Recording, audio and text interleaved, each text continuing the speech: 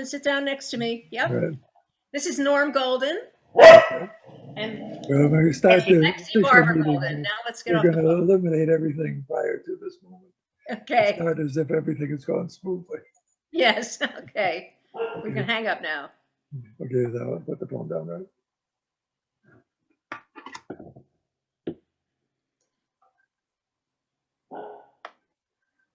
What's this? Okay, so This is just. can you hear me now? Yep, we can hear you. Okay, so I'm going to start. Today, I'm very happy to meet somebody who I don't think I've really talked to until a couple days ago, but she was on two of my recordings, and we'll get to that later. But her name is Joan Barber, and your husband's name again is Norm? Norm Golden. Norm Golden. So let's start with you, Joan. Tell us a little about your childhood and how you got into singing. Oh, my childhood. My childhood started with singing, I think. My mother tells me I started singing before I started talking. Uh, I grew up in Long Island, on Long Island. Well, I grew up first in Queens, then Long Island, Great Neck, New York. And I was very, very lucky because I had parents and grandparents that loved Broadway and loved opera and took me to things from the time I was 8 years old. I think they took me to shows and played records in the house and sang. My father was a beautiful singer. And So so what do you I remember started. seeing? What's your Hmm? first show you remember seeing? First show I ever saw, I think, was My Fair Lady. I'm pretty sure it was My Fair Oh, Lady, okay. with the first replacement cast. And Sally Ann House, does that sound? yeah, I think it was Sally Ann House. And I saw Milk and Honey and Sound of Music and all of these shows with the original casts when I was very young. And I would go every year for my birthday and for Hanukkah with my grandmother as a present. That would be my present, to sit in the third row of the orchestra and get to see an original Broadway show. And Oliver and Carnival and all of these shows. And Did I loved it so did much. did you have cast albums in the house? Yeah. And I memorized the Broadway cast albums from the first da, da, da, da, da, So da, you da, would sing da, along. da, da. Would you sing along with all the rules, or would you pick Yes, sang every role. As a matter of everyone? fact, when I was in camp, I had a best friend, and we used to do the soliloquy from South Pacific, and I played Emile Debec. And so I loved singing, and I started studying when I was 16. My voice teacher was Emile Renan, who was a comprimario baritone with the New York City Opera. And he introduced me to really loving opera. And I just adored it. I loved it. But I had to choose when I graduated from high school which direction to go in, theater or opera. And I chose theater because opera scared me. I didn't want to have to learn all those languages, and I was a little intimidated by it. So I majored in theater at the University of Michigan. And actually, I majored in speech. They didn't have a theater program there at that time. And I did a ton of shows there. I did my first actual musical in college. I hadn't done a high school musical because my high school didn't do musicals. And I did George M. That was the very first musical I was ever in. I had never tapped a second in my life, and I did George M. I did the Bernadette Peters role. And then when I graduated from college, oh, and when I was in college for one of the community, they had a very active community theater in Ann Arbor, and I got a chance to play Aldonza in Man of La Mancha at that Yeah. community theater, and that was an amazing experience because I had seen the show in the original production. You and I had spoken about this on the We telephone may about have seeing seen the Man of same La production. Mancha at Anta. We'll get into that And later.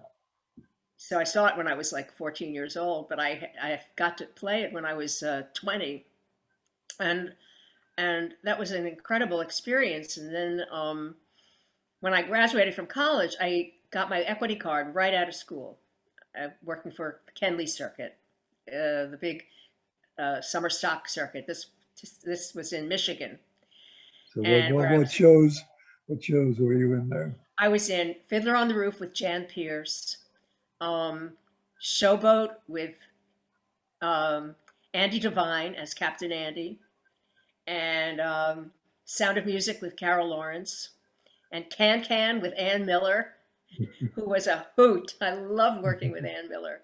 She was incredible. I did Sugar Babies. I did the recording of Sugar Babies with her, and that was She an was an experience. amazing lady. And then I got fired. Interestingly enough, I got fired because I was too fat. I had gained a lot of weight. I was a very troubled young lady, and I got too fat, and I got fired. And I This went is through a lot from Kenley. This is Kenley that fired from you. Kenley. Kenley. Yep, I got fired, and I went through several years of a lot of trouble and turmoil, and didn't get hired for anything. That was when I moved to New York, and auditioned for a lot of things. I auditioned for everything. I couldn't get arrested, and so I worked in various waiting jobs and temporary work and this and that and the other thing. But I studied. I continued to study, and then I luckily found a way to help myself, and lost a lot of weight. And I my first I think my first job after that was probably, it might have been Prince Street Players. Remember Prince Street Players? Yes, yes. The children's theater I went company? to children's, anything that had an original score. They were so Remember wonderful. Gingerbread Players and Jack? Yes, I remember the Gingerbread Players and Jack, but I never worked for them. It's Christine Andrea started with them. And I Yeah. recorded a show because Christine Andreas had started. She went back and forth, even when she was doing shows. She could do, most of the performances, even though she was in a show on Broadway, she could do the mornings and Sundays Yep. and things like Yep. that. So let's let Norm catch up. So Norm, tell us about your job now. Hit My it. job. Uh, I, um, I went to Stony Brook University in the early days, and I was one of a handful. After being a bio major, it was a science and engineering school, and I was a bio major to start, and then I changed to psychology, and I ended up in theater. A handful of us were actually theater majors there. So I got my degree in theater. It started out as I guess it was speech and diction or something Yeah. like that, and then it became theater. They legitimized it while I was in school.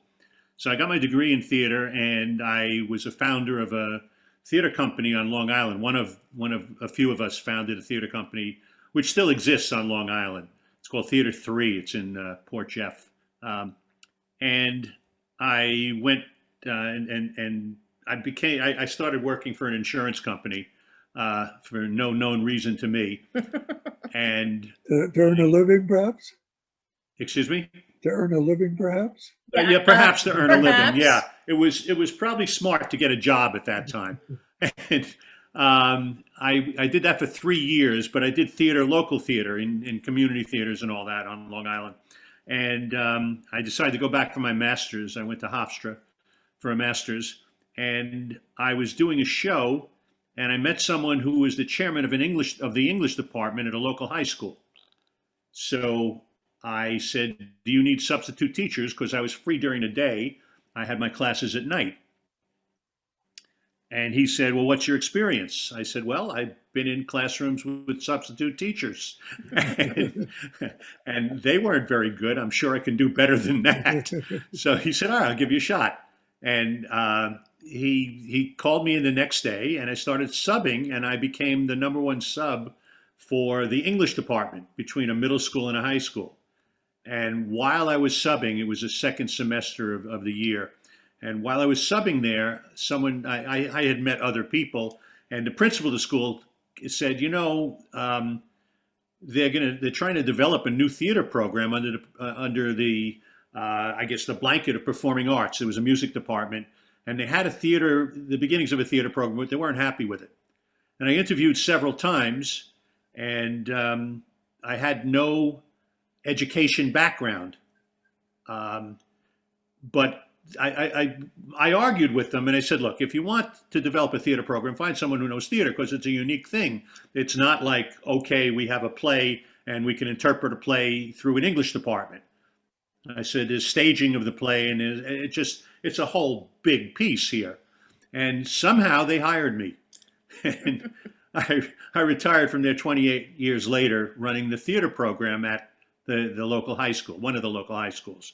And while I did that, I became an advocate for theater education in New York State. I was president of the New York State Theater Education Association for 2 years. I just did a lot of local things and statewide things. And that was my teaching career. In addition to that, my volunteering in all sorts of organizations having to do with theater. Less performing and more directing, because I was directing shows in that high school and in a second high school simultaneously. And there's a big performing arts program for the summer that's called the Usedan Center for the Creative and Performing Arts. And I went in there as a scenic designer and then became the chairman and ran that for 5 years, and then opened my own acting school.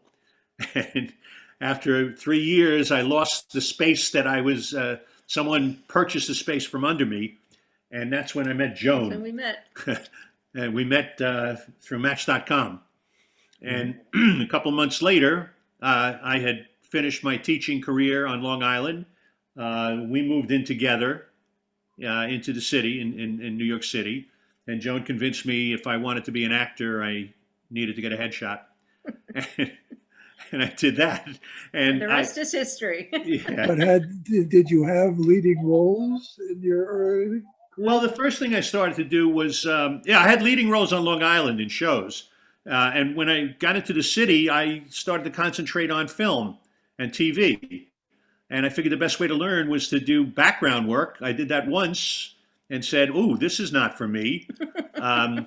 You get to see your ankles from about a mile away.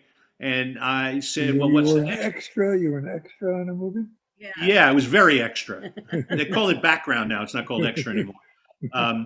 So I went and started to do student films at NYU and at Columbia. And that was pretty good because I got to be a lead in some films.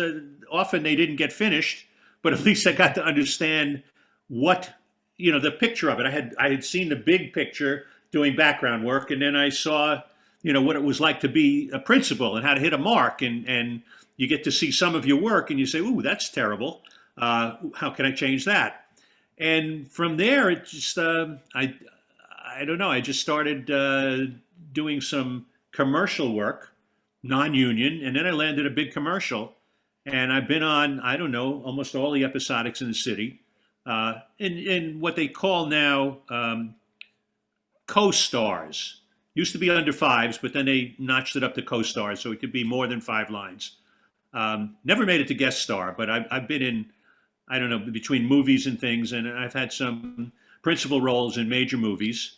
And and I had a major commercial. A commercial that ran for 3 years was the most popular commercial. What's your big commercial? That commercial was City Card. Father and son go to Norway to find their roots. And they go entirely through Norway. We spent 10 days in Norway for this shoot. I couldn't go. She couldn't go.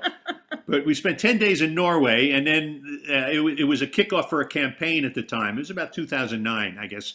And they just had to get it out real quickly, and they did. And it became the most popular commercial on TV. It's iconic. It was iconic. And part of the reason was because City Card is connected with the Mets. They sponsor the Mets, as in Citi Field.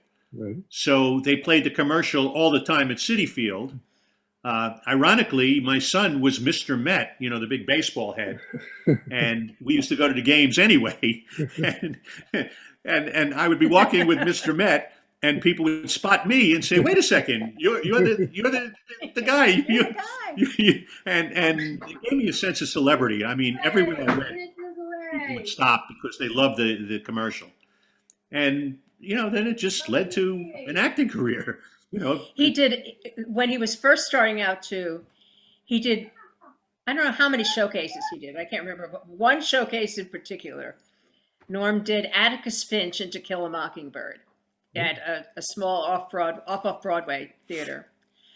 And that was an amazing experience for him because he because I had a built-in critic to my right. He grew so much as an actor because he hadn't had to handle a big leading role in a long time. Well, I had done it on Long Island, but this was in the city. This was a leading role in New York.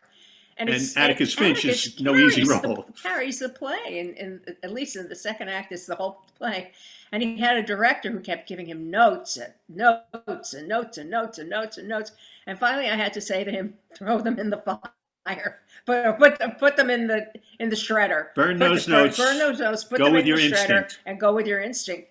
Because he was just getting overwhelmed with them after a while. He was just almost to the point of tears, probably to the point of tears. But Joan, he was very good. Joan, are you also doing commercials during the same period? I've done some others. Yeah, I've had about 6 or 7 national spots. I asked Joan whether she was also appearing in commercials. Oh, me? No, I've never been. Oh, yes, I did do one commercial. I did a Delta Airlines commercial. This was so funny. It was a Delta Airlines commercial where I was supposed to be a very, very upper class lady. They gave me this gorgeous, like $5,000 suit to wear, and I was stunning.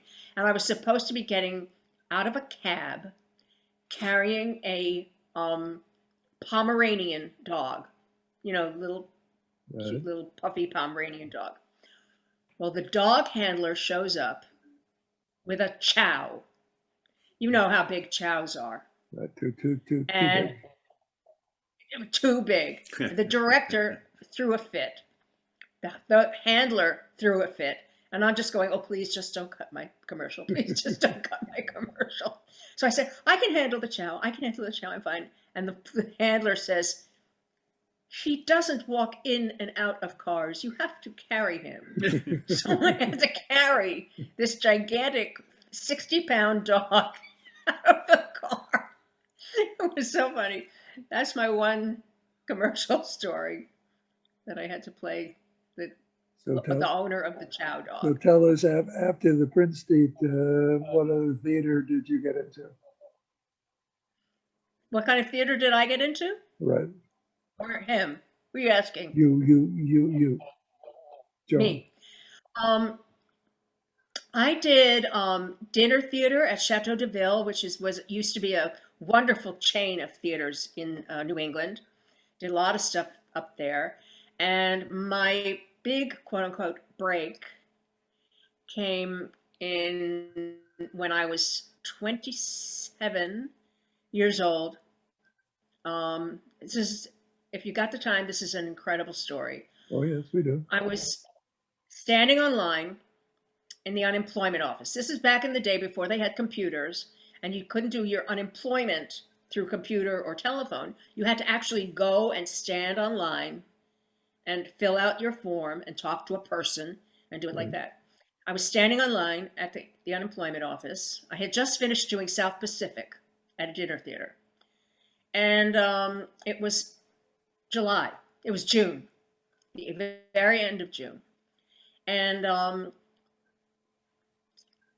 I remember seeing this rather jolly fat man. I'm going to call him a jolly fat man because that's what he looked like to me at the time. Standing next to me, and he was just so happy. And I thought, "Why are you so happy? You're on the unemployment line." And he said, "I am so happy because I just booked a job." I said, "Oh, what did you do? What are you doing?" And all of a sudden, there was a sound, fire drill, a fire drill in the unemployment office. So they rushed us out onto the street, and we stood online outside on the street. So we continued our conversation, and it turns out his name was Taylor Reed, and he said, "I'm going to be doing a revival of Man of La Mancha, starring Richard Kiley." I said, Oh, God, I love that show. I played Aldonza in college. And he said, really? Well, I think that they're looking for understudies. I don't think they've completely cast the show. You might want to find out, see if there's any openings for it. I said, how do I find out? I didn't have an agent. I didn't know anything. I didn't know anybody. He said, well, this is the producer's name and number. Why don't you give him a call? So we went back upstairs and finished our unemployment stuff. And I went home and I actually called the producer. I called Manny Cloditis' office. And I said, I hear from Taylor Reed that you're looking for understudies for Aldonza. And I was told, go to the Ansonia, or go to Minskoff Studios or one of those studios, and at such and such a time, and they'll see you. So I went to the studio, all dressed up in all Aldonza'd up, with the hair and the boobs and the whole thing. And I waited outside the room for a long time. And then these people came out of a room. These three people came out of a room. And I said, I'm here for the audition. And they said, what audition? I said, I'm here to audition for the understudy for Aldonza. And they said, oh, our auditions are over. There's no auditions today. I said, oh, well, okay. Then this rather elegant older man comes walking out of the room, and he took one look at me and he said, can you come to the callback at the Ansonia Studios tomorrow? And I said, sure I can. So I did. And I went to the callback the next day, and I sang my audition song, which was The Blues in the Night. My mama done told me when I was I sang that. He said, stop. Okay. Can you sing Aldonza? I was spawned in a ditch. Yes, I sang that. Can you sing Dulcinea? Dulcinea, Dulcinea. Yes, I can sing that. Can you do the scene with Don Quixote? I did that. Stick around. There were two other women there who were older and wiser and more experienced than I was, and they were giving me the side eye, boy. They didn't want to see me there because I was obviously a kid who didn't know anything from anybody.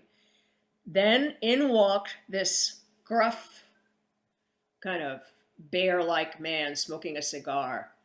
And everybody was like, ooh, I don't know who it was. And it turns out it was Mitch Lee. And we all had to do the same thing for Mitch, sing Aldonza, sing Dulcinea, and do the scene.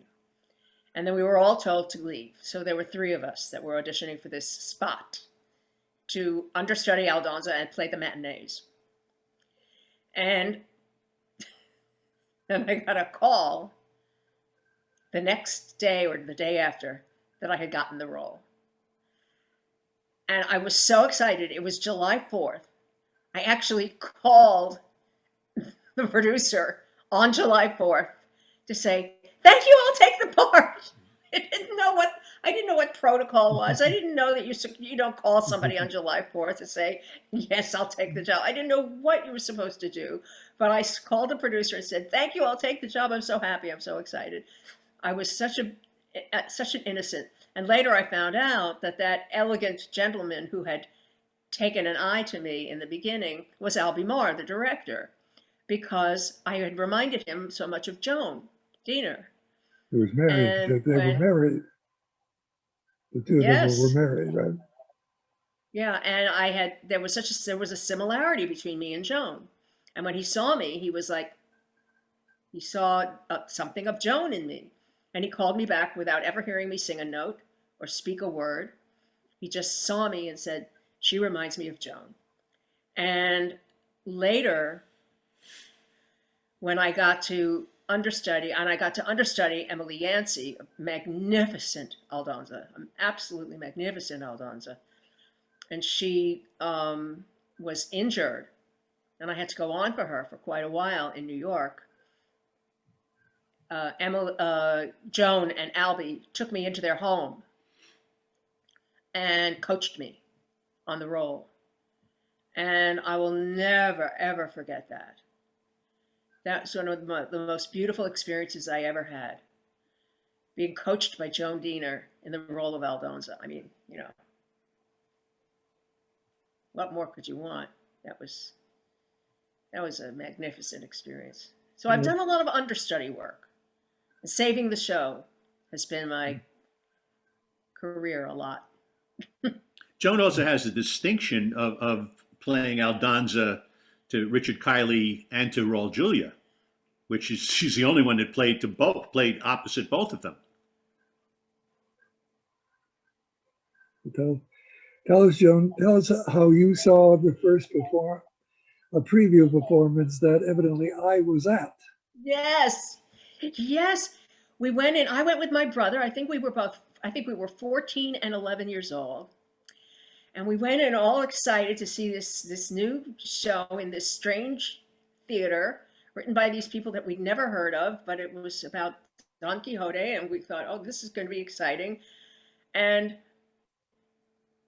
they made this announcement that the role of Don Quixote, played by Richard Kiley, was going to be that it was going to be spoken by Mr. Kiley and sung by Mr. Kiley, but acted by somebody else.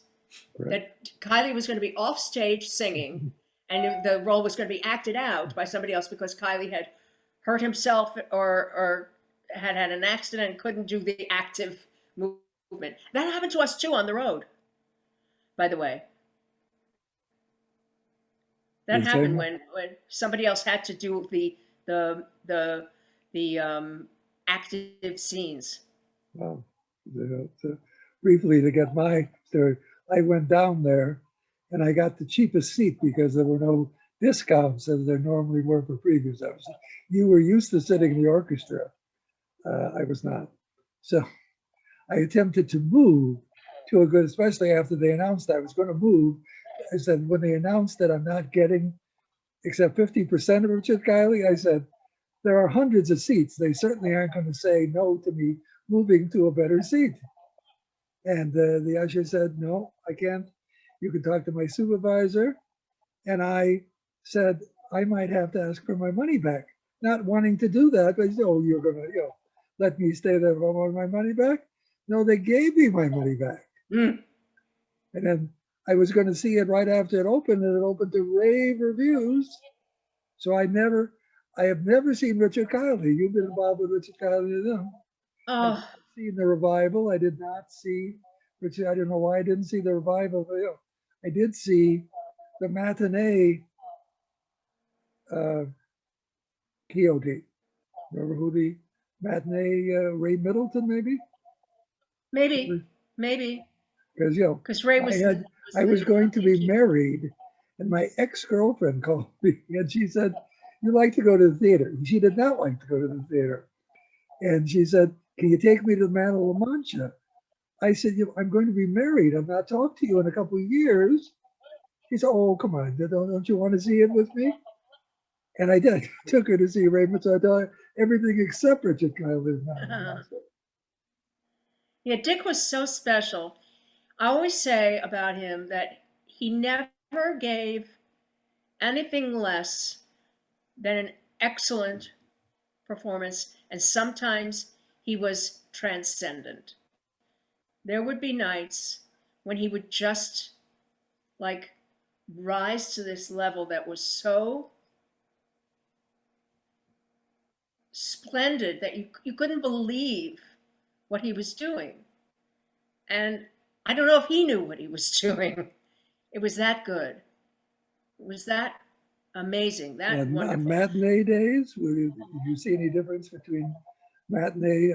If I No, was a and you leading, never knew when he was going to be at that splendid place. And I remember so vividly my position that I would lie in when I would be in my regular job as Fermina and the Moorish dancer, when I would be in my understudy position, and I would just lie there and listen to him and see him putting on the beard and putting on the face and talking about I will impersonate a man, and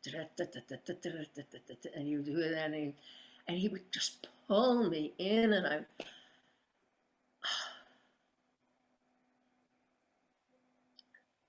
oh God, I loved him so And you much. also did it with John Raitt.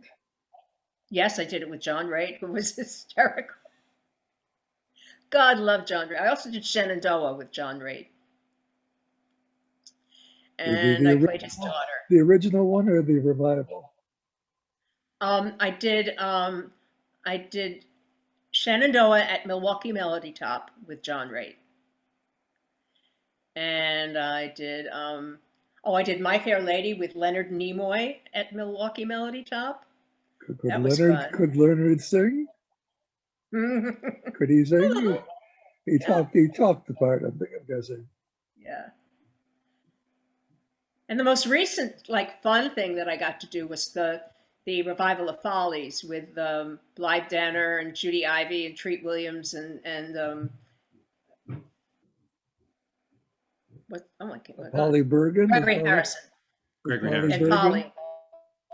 Polly Bergen. Yeah, I went on for Some Polly. people just said recently they thought she was the best of all of them. There so many good Yeah, people singing "I'm Still Here," but did you think her yeah, "I'm she Still was. Here" was extraordinary? Hmm? Did you think her singing of "I'm Still Here" to be thrilling? I loved it. It was magnificent. It Unfortunately, was it was they so record great. they record so many follies. They did not record that folly. So They didn't record that one. It was unfortunate. I wish they had.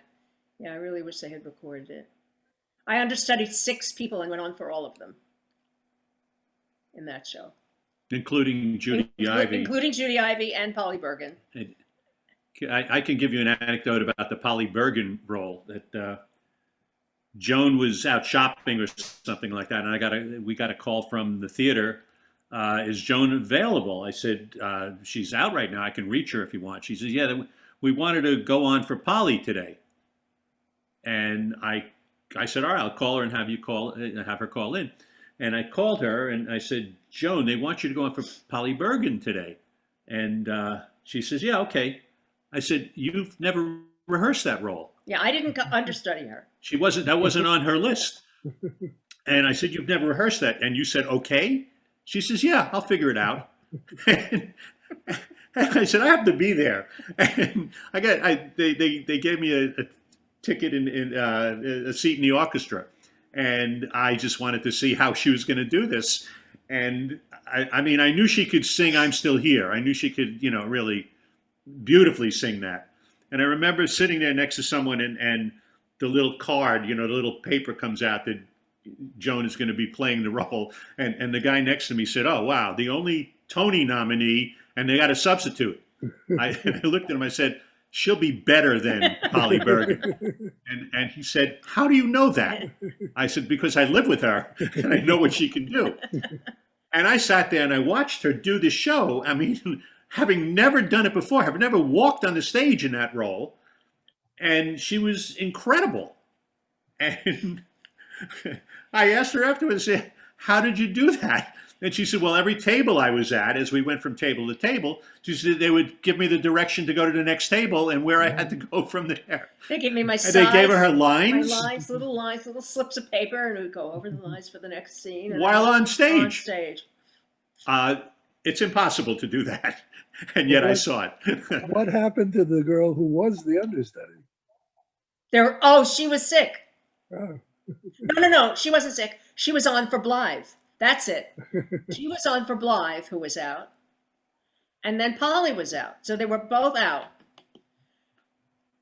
And so she covered Polly and Blythe. So she was on for Blythe, and I had to go on for Polly. But there was only one time? You had a one-time experience in that role? You only were able to do it once? Pardon me? You only did that role once? It's hard to hear what you're It's hard saying. to hear what you're saying. Did you only do the role once? No, I did the role 2 or 3 times. I think I did the role 3 times. It was so funny because they were being very, very easy on me the first time I did it, obviously. They were in shock. And then the second time and third time, they started giving me notes. The other actors, they started telling me, You try this a little more, try that a little more, do this, don't do that. So it was fun. It was fun. As she Yeah. said, she saved some shows by just Oh, one sheer time, sheer guts. I mean, I most people would say I can't do that. one time I played 3 roles in Man of La Mancha. I was on for Antonia, the niece. I'm only thinking of him. I was on for that role, and all of a sudden, Sheena Easton, who was playing Aldonza, got sick in the middle of the show. So I had to play. No, I was doing Antonia and the Moorish dancer. I was doing my Moorish dancer role, the one who takes the Quixote's arm and puts it on her breast. And I was doing those 2 roles. And then Sheena got hurt or sick or something. And then I had to do Aldonza for the last quarter of the show. So I did 3 roles in La Mancha, the same performance. It was crazy. Do you get paid any more money? Does equity? Yeah. Thank you. You were paid 3 times? Yeah, I got paid more. So Yeah, she's done some amazing Those were the things. days. tell me what you remember of the 2 recordings you made and how that, Loved it. Breakfast at Tiffany. You must have met Robert Scher. What was Yes, of course. what's your relationship with meeting him? I just love doing those recordings. They were so much fun. I just love being thrown into that environment with all of those really, really talented singers and kind of just sight reading that marvelous music and feeling the spirit in the air. It was just wonderful, wonderful experience. I loved it. I wish I could do more of it. That, in a way, is my favorite thing to do. Like, I've done a lot of Disney recordings, and I can say that that's been some of the most fun I've had. And doing the recordings for you guys had just been sheer joy. So what Disney things have you done? I've done Beauty and the Beast, Hunchback, Pocahontas, Aladdin and the King of Thieves. Those were the 4 I did for Disney. Yeah, and then they moved everything out west. Is the orchestra live? Are you singing to track or? We sang to tracks, I think. Tracks, yeah. The orchestra's, Yeah. She's got to share with you her Beauty and the Beast experience when she first went on, actually on stage. I was a swing in Beauty and the Beast. So I covered the 4 lady singers. The broom, the I don't even remember what they were. Anyway, I covered the lady singers. And I was in a sound booth off stage on the 8th floor of the Palace Theater every show with my other fellow swings because we sang to sweeten the sound. So I performed in every show. You just didn't see me. I was singing. And I watched the show on a monitor, as we all did. We watched the show on a monitor, a black and white monitor. We had one camera that showed the show and another camera that showed Michael Kozerin conducting. So we knew when our cutoffs were, et cetera, et cetera. And that was life. That was what my life was every day. Go up to the 8th floor of the Palace Theater, watch black and white monitors, sing, and wait just for somebody to get sick or somebody to take a vacation and go on. And finally, the day came when I got to go on and put on my villager costume and my enchanted object costume and go on in Beauty and the Beast. And the day came, and I was thrown on the stage, and I went, "Oh my God, it's in living color." And I had totally forgotten that the show was in color because I'd been watching it in black and white for almost a year. And it was really something. But it was quite an adventure, Beauty and the Beast.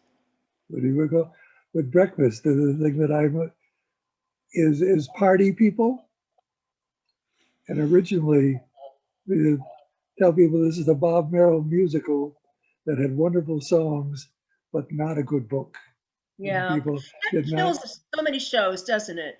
Yes, Bob Merrill said to me, he said, if you gave me or any of my contemporaries, Bach and Harnick and Hernev, Smith and Jones, if you give us a decent story, we'll give you good songs and we'll have a hit. If you don't give us that, there's nothing we can do. We'll say, make a nice cast album, but not a hit show. But It's so true. so the thing with party people, Robert and I only wanted that song. Bob Merrill said, that song was in for one performance and we cut it. Nobody liked it. And I kind of said, well, I'm paying for the record and I like it. He said, okay. So we did the music in California. So we came back east and, there had been the Sally Kellerman had been in California.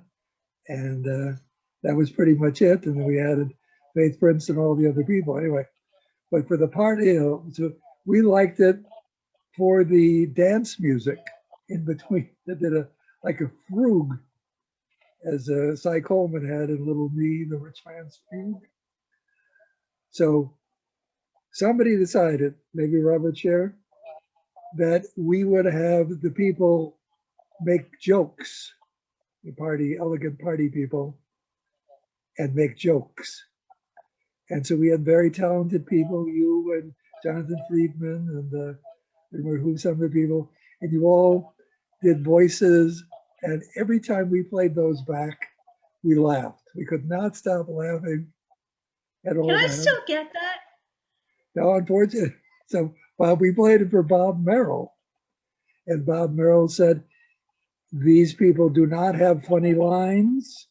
The humor is in my original. It's I mean, at one time I had a cassette of it, but I have 10,000 cassettes. So do you sometimes have cassettes when you go on? Do you or your husband make cassettes so you can, is there a cassette of you singing I'm Still Here?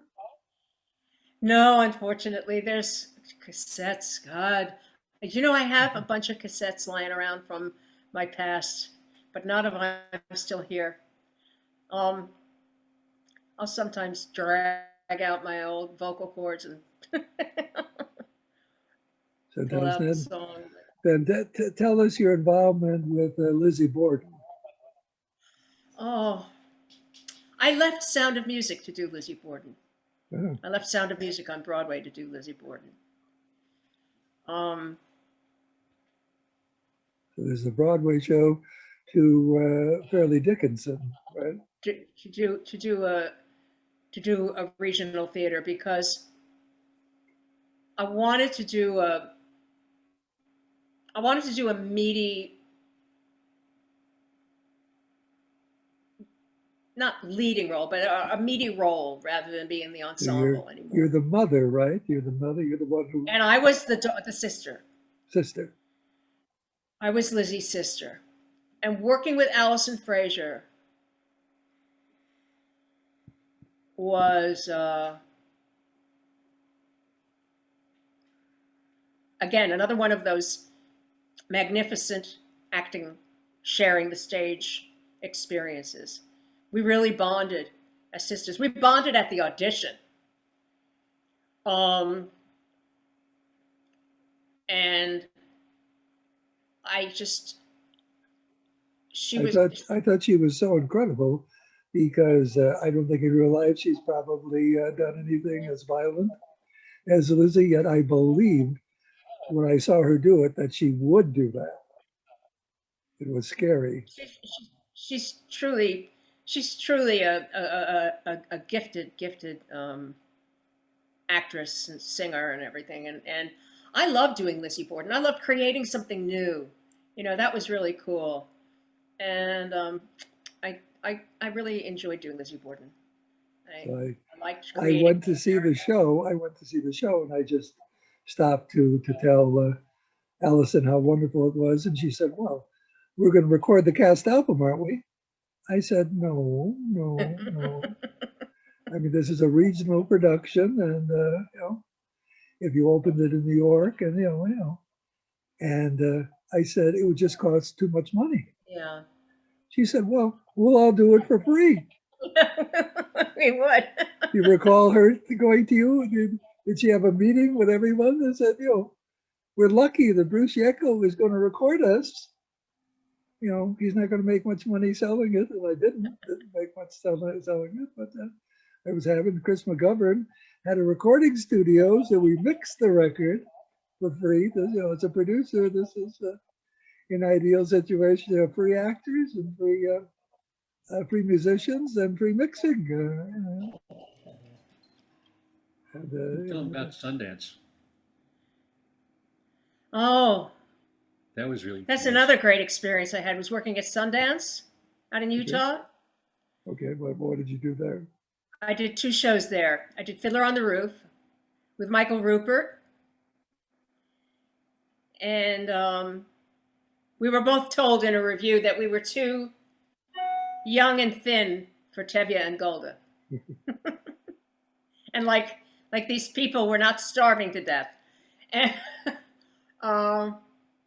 he was a wonderful Tevye. He was a really wonderful Tevye. And then I got to do Deer World with Maureen McGovern, who is a blast. Loved Maureen. And I You played one wanted of the to- other mad women. At the tea party, that was one of your big Yes. I got to play one of the other mad women who remembers nothing about her husband. And I got to go on for Maureen on July 4th, my lucky day, July 4th. And Jerry was there, and he got to see me in the show. And I sat next to him, and he marveled at what Joan did in that role, in the Did you lead tell role. him that you were Joan's husband? Did you tell Excuse him me? you were? Did you tell him I'm Joan's husband? Oh yeah, he did. Yeah, of course. And I said, I just wish you'd tell her that. You know, I mean, it would be really sweet. And he did. He went up to her and he said that she was magnificent in that role, the best he'd ever seen. And that was her one shot That was at the my lead. one shot at the lead, but And it's a very interesting show. I love that show. I think it's a terrific show. We did it right after 9/11, so it was very pertinent at the time. It was really a very pertinent show. I saw a thing where Sally Ann Howes played it at Goodspeed, and she was quite fascinating doing that. Sally Ann is in her 90s now. I hope to do a Zoom with her. But she originally thought she was going to, because I had done a unknown production, but a well-known story, Great Expectations. Ah, And she played Miss Havisham. And it was Havisham, yeah. and it's the only show in which I have a little part, and I'm so happy. But I was frightened at the time that I said I want to sing, but I'm scared to do it because everyone else is a professional, and I'm just somebody who likes listening. You know, I do best is listening. And then she thought, Robert Sher said something to her, I think, about Breakfast at Tiffany's, and she said, "Oh, I'd love to do that." And we had Faith Prince lined up, so she said, "I was so disappointed I didn't get to do it." I said, "It wasn't my decision; it was Robert Sher's decision." But have you originated any other roles? Have you missed any other? Originated. Yes. We have a web series that we did. That we did for how many years? 3 years? 3 years. 3 years. We did a web series called 50 to Death. which was about the adventures of three baby boomers jousting with the 21st century. Norm and myself and our friend John Frieda. Um, and that was how we spent the years 2000, 10, 11, 12, something like that. 2008, 9, 10, and 11, I think it was 9, 10, and 11. And we filmed several episodes, many episodes Yeah, like of this, 20 episodes of this show. We did it on the money that he made on his commercial. And it was kind of like a good-hearted Seinfeld, a good-hearted Curb Your Enthusiasm. And we were very popular, and it was really. We were, at one point, we found out that we were the number one comedy series in New Zealand.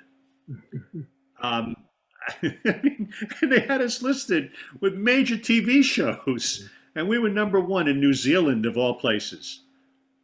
So we thought of moving there, but didn't. That was fun. You can catch it. I'm sure it's on YouTube now, and it's on Vimeo. It's called 50 to Death. 50TODEATH. 50 to Death.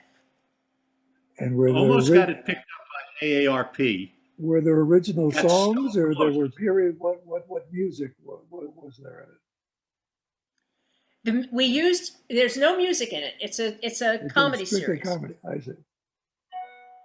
Yeah, they're short pieces. You know, the longest one runs about 10 minutes. They're in that- Actually, there is one that features me teaching. It's very silly. yeah, a lot of silliness in it, and yeah, it was really fun. Interesting. One of our partners and the director, for the most part, is now executive producer of Prodigal Son. Prodigal Son, which runs on TV now. It's in its second season. So starring. So he did very well from there. I don't know if we did as well, but I think you'd get a kick out of it if you 50 to Death if you took a look at it. For it but, Yeah, it and the one that what was the title of the one that you taught? I don't know. You look through them. There's about 15 or 20 pieces that we did. So was there you any might enjoy it. improvisation? Is there any improvisation in there? Interesting. Interesting question. Good question. It's I would create a scenario which was a beginning, a middle, and an end, so we knew where we had to go from start to finish, and we would sit in a diner or something like that, and we just throw out lines to each other to get a feel for it, and certain lines we locked into and said, okay, that's got to be in there, that's got to be in there, and then we'd improvise around those moments.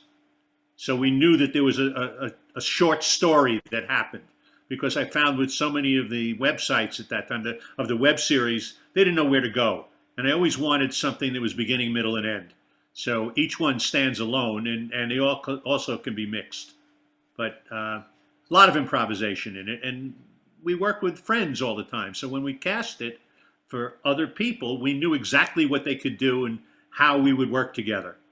Yeah. Terrific series. It was ahead of its time. It hadn't the web series hadn't evolved to what they are now.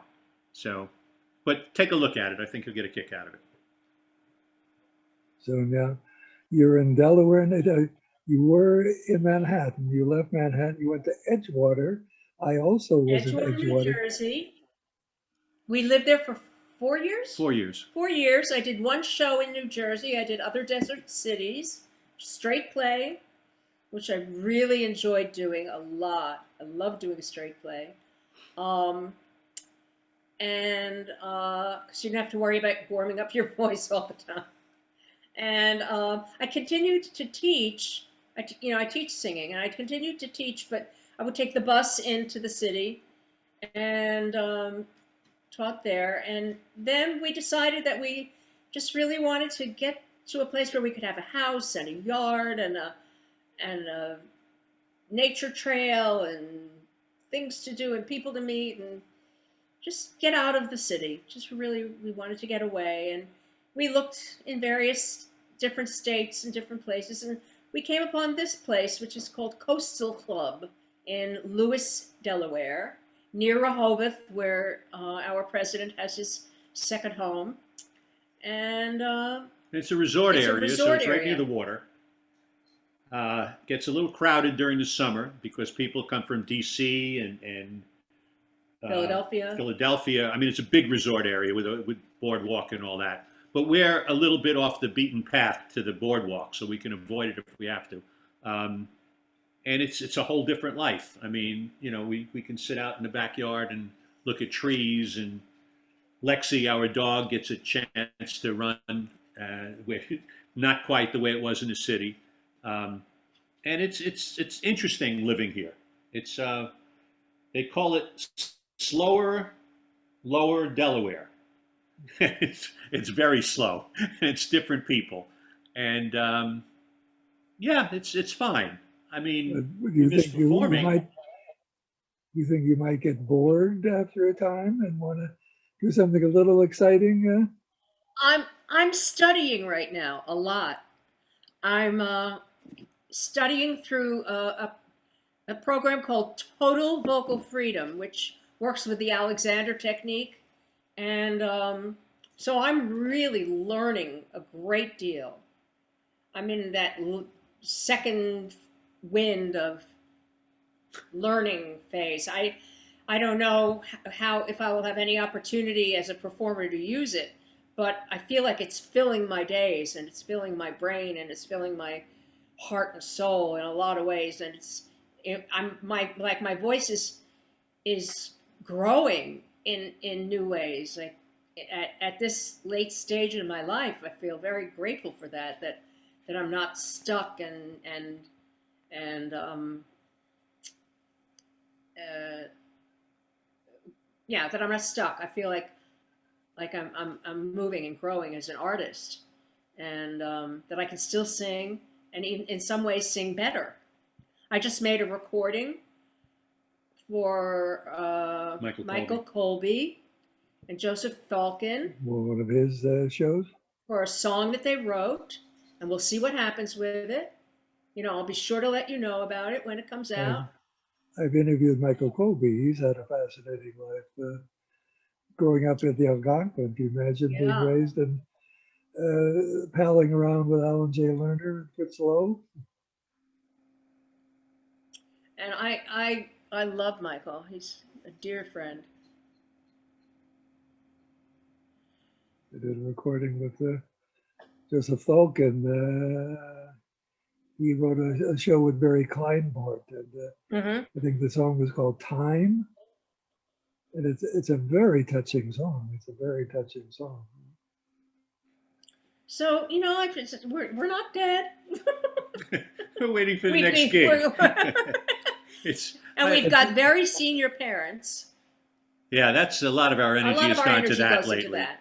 I have both my parents are Wow, alive and well in Florida, and they're both 100. wow. Uh, and whatever comes with that, it's I haven't seen them in over a year, and we're trying to monitor their lives and take care of them from a distance. Now we're cleared now because we've had our COVID shots, and so we're pretty safe. So we'll figure out how we're going to get down there. And And we're Joan, visiting my mom next week for my birthday and Mother's Day. So yeah, she's she's up. 97. She's So 97. So dealing with that is very interesting. Whole different. Never expected to have to deal with it this way. It's amazing. But do you see yourself going back to New York to see a show when I would things? hope so. I hope Broadway comes back. They're talking now. September is the if everything goes Yeah, I well. sure hope it comes back. Well, they're opening up the city apparently on July 1st, but Broadway is not yet ready. Well, everyone is so tightly packed. Ideally, if people aren't tightly packed, they can't perform the show because that's the economics. Yeah, That if they have we people 6 foot apart, the show is going to close. so it's not going to make any money.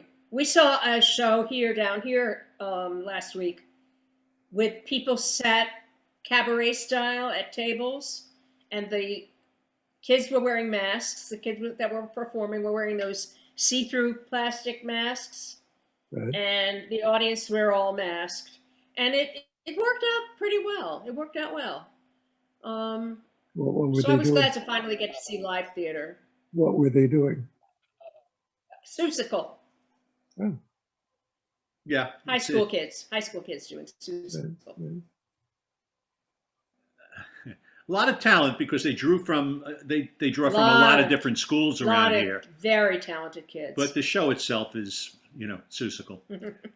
And yeah, But it and we love Flaherty and Aaron. So was it's, not a successful musical, yet the stock and amateur rights are very popular. So they probably did a lot better on that show than something like Anastasia that is not going to be done as frequently. Susical is probably done hundreds of times, and Anastasia, Yeah. if it's even available, will not be done nearly as many times. I have a former student who was in my theater program in high school, who has gone on to be a rather successful producer now. Tom Curtihy, I'm sure you know of him. No, I'm afraid I don't. What is he He doing? produced Anastasia. Oh, okay. He was the lead producer on that. Oh, he's was it Bob, the partner of Terrence McNally? He was married to Terrence McNally, yes. Okay. So he produced all of Terrence's shows also Right. in the last, I guess, 15 years. Yeah. But he's very successful and just a really great guy, former student of mine. And he once recognized me when he was getting an honor. He asked me to come by and to a dinner.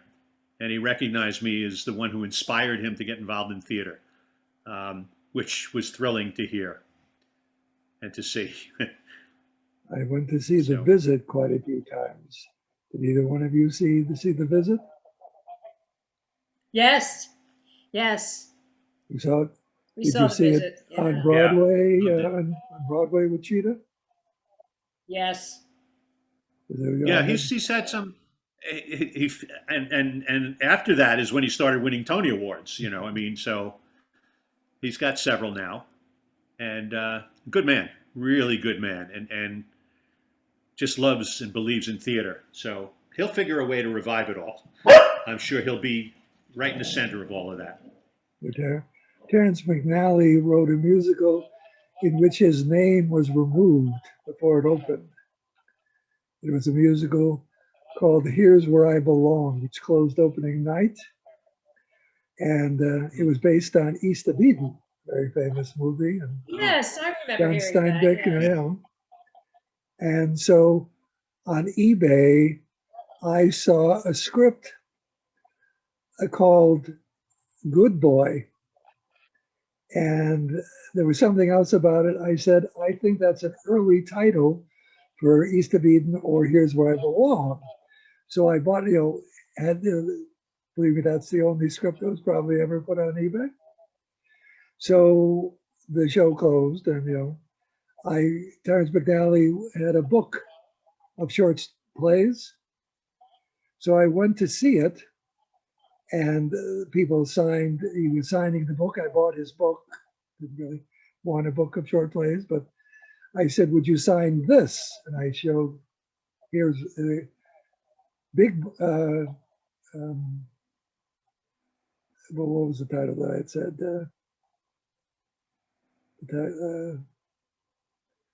The original title for the show, and he said, "Why would I sign that?" I said, "Because you wrote it." I said, "It turned into Here's Where I Belong." He said, "Okay, I'll sign it." So I would love to know. Listen, Bruce, this has been so lovely, but I have to get ready because I have to go teach. Okay, well, I have to go swim. I have to swim to keep my body going. So that's a great idea. It's been a delight to talk to you, and good luck to all of us. Thank you. This has really been fun. Yeah, this is very enjoyable. Okay. Nice meeting you, Bruce, because this is the first time I've seen you. Right. Good. Bye.